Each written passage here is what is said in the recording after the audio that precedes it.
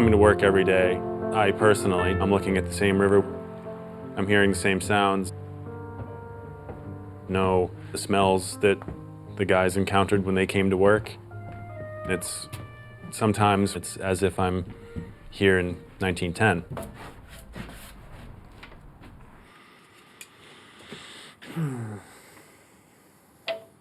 My education is not necessarily in line with my current job, some may think. I went to Harvard and got an economics degree.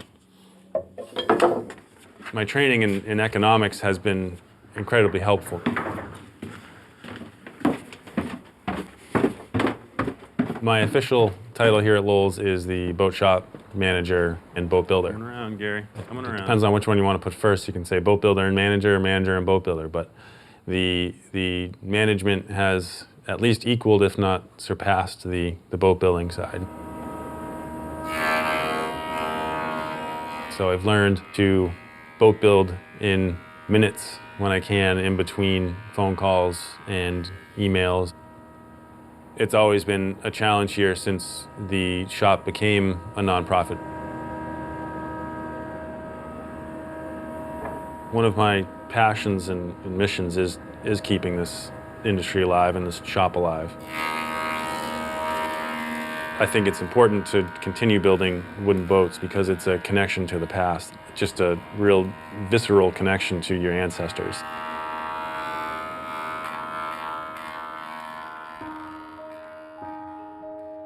I grew up here in the neighborhood, literally down the street from Lowell's Boat Shop, and I was always drawn to the river. I was what you would call a river rat. I would walk around the banks and find cool stuff, and was naturally drawn to the water and to boats. My family always had a boat. From day one, water and hay were inseparable. He fell into the water twice when he was about 4. Fell off a wall of the neighbors. He fell down, he looked up at me, not scared at all, just looked up at me. There's something in him that feels secure with the water. My parents, when I was growing up, gave me a lot of freedom, for which I can't thank them enough, and it's what's allowed me to do this as a career. We're now a museum, but we're a working museum. So whereas you can go into most museums and see static displays, you can come in here and see a boat builder building a boat, as they've always created boats here. There's a much smaller market for them, but there is a market for them. You're not just seeing something come together that is going to be a museum piece or has no utility anymore. You're seeing something come together in a traditional way that is actually going to be used by someone. The actual boat building pays for itself. If you can consider boat building an exhibit, it's a self-perpetuating exhibit.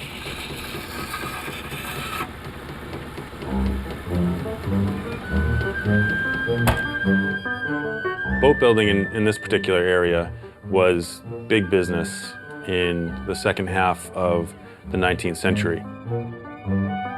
There were 6, 8, 10 shops along this river that were doing boat work, and now there's only us. Amesbury was the center of the universe as far as that was concerned. Lowell Boat Company was known around the country, if not the world, as the originator of the classic fishing dory. This is a fisherman's dory, and this was a typical boat that would have gone out on a fishing schooner on a halibut trip or a cod fishing trip. And there would have been 2 men in it, one where I'm sitting and another one in front of me. And the middle part of the boat would have been reserved for the catch and for the fishing gear, and fully weighted, you would add roughly a ton or 3,000 pounds to this boat, which it would take without any trouble. Hiram Lowell was the Lowell family member that built this factory and transformed the business into a production style business.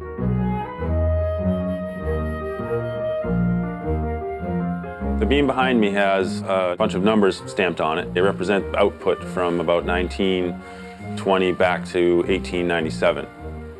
At that time, they were producing anywhere from 1,500 to 2,000 boats a year.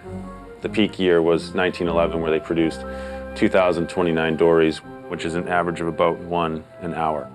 And at that time, there were only 12 or 14 men working in the shop. Actually, Henry Ford visited the shop because there was mass production here. The first time ever that he'd seen it in effect. They worked 7 days a week, 10 to 12 hours a day. If there had to be production, they were here. I don't think that there's a soul that's ever worked here that hasn't put 110% into the product and what they've done. The planking begins, and that is really the part that requires the artistry. On a lapstrake boat especially, it's the plank lines that make the boat appealing to the eye. So back when these were mass produced here, there were often 2 different teams that would plank the sides of the boat. So one team would plank one side and the other team would plank the other. And all they were doing was trying to get the boat planked as quickly as possible. Quite frequently, you would see pictures of really old production dories where the planks on one side don't match up at all or close to the planks on the other. Now I obviously take great care to have everything be symmetrical.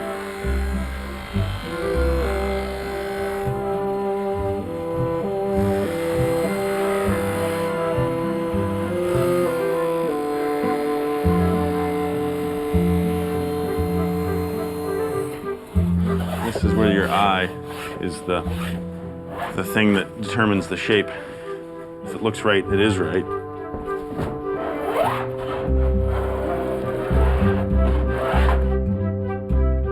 So here, what I'm trying to do is cut a bevel that matches the bevel on the boat itself.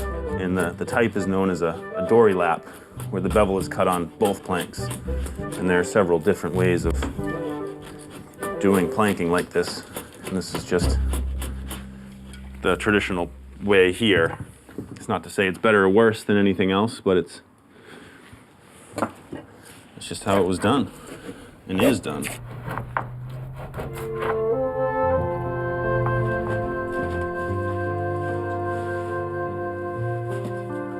The fishing industry in New England today is a shadow of what it once was. When this shop was built, there were plenty of fish to catch. And the method of doing that was to go out in a big boat with a number of dories on board. You'd put those dories over the side, they would spread out and fish from the dories and cover a lot of bottom that way. When World War I, World War II happened, technology advanced to the point where we had big diesel engines. Then the technology moved from dory fishing to setting out a net that you would drag along the bottom of the ocean that would catch everything in its path. That has been going on for almost 100 years and has severely depleted the stocks. That's led to a decline, obviously, in the demand for dories, so we don't have that market anymore, and left the fishing ports of New England with relatively few fishing boats.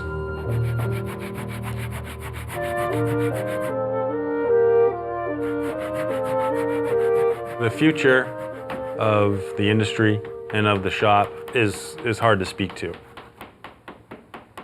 I think it's promising, in large part due to the resurgence in interest in wooden boats.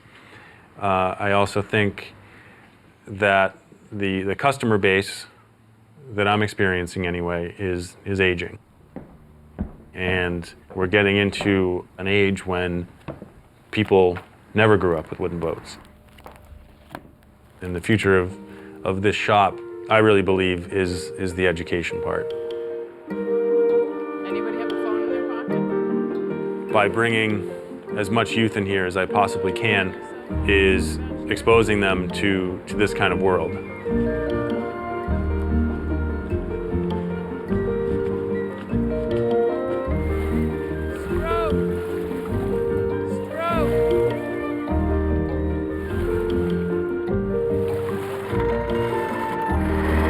Lowells has been an incredibly great place. They've always accepted people. They've had a huge educational program. It's always been a place where I felt welcome, and that, you know, whenever I showed up, they put me right to work. This year, we are embarking on a project to build a whaleboat for Mystic Seaport. Yeah, it looks good. Mystic Seaport down in Mystic, Connecticut has the world's last remaining wooden whale ship, which they are rebuilding, which is a massive project. They have farmed out the building of 7 whaleboats for this ship to institutions like ours. Zach, Graham, come help Jeff and I put this on the loft and see if it... We have chosen to build the boat with high school apprentices. It's a way of teaching a lot of boat building skills to a good number of young people. Which will help make it level. Graham, grab the stem, support the stem as it goes over. That's a long boat. It's not clamped on particularly well. It's gonna look a lot smaller in the water.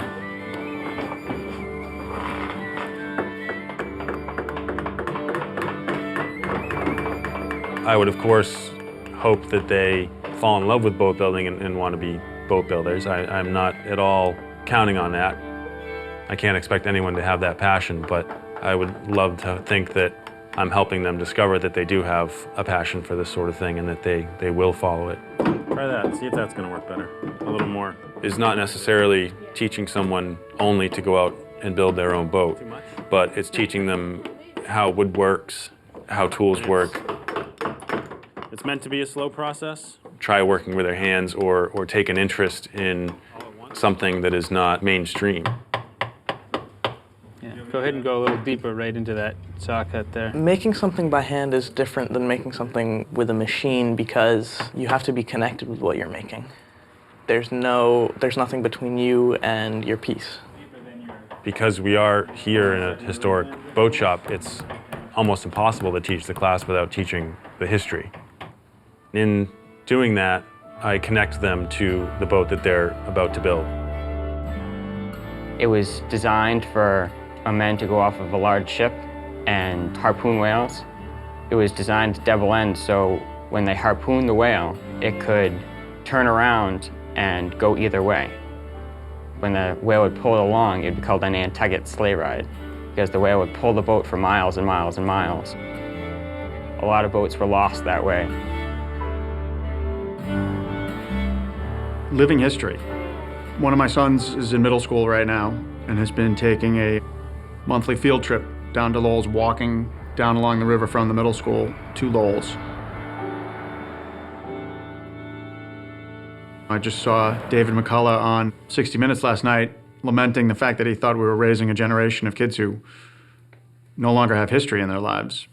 But when kids take a field trip to a 300-year-old business and see it in action, there's a lot to learn there. I mean, you know, they get to see it firsthand. They're going to learn a lot more than they would if a teacher just sort of had them recite it from a history book.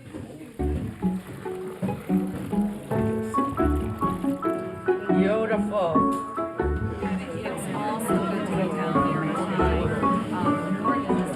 How many people in America today can say they're about to row a whaleboat that they built themselves? Yeah. I mean, you guys have. It helps maintain an operation like this when you're surrounded by a community that is supportive of it. 5 is all the way aft. So 1, 2, 3, 4, 5. And then bring her up through the The tide is getting high, so I will keep it brief, but I have been trying to rack my brain for something poignant to say, and it wasn't coming to me. And last night, after everyone had gone, I was upstairs in the shop, and the lights were off, end of day, sun setting, and that's okay. I'm back. I'm over it. So it was getting dark in there, and it was just a beautiful scene. It came to me that, you know, we're a museum. We're in the business of preserving artifacts. But really, we're in the business of preserving knowledge. By passing along these skills to these apprentices, we're preserving those skills and preserving that history. Even by building boats in this building, we're preserving the smells, the sounds, and the sights of 100 years ago. And so that, I think, is of equal value to the artifacts themselves.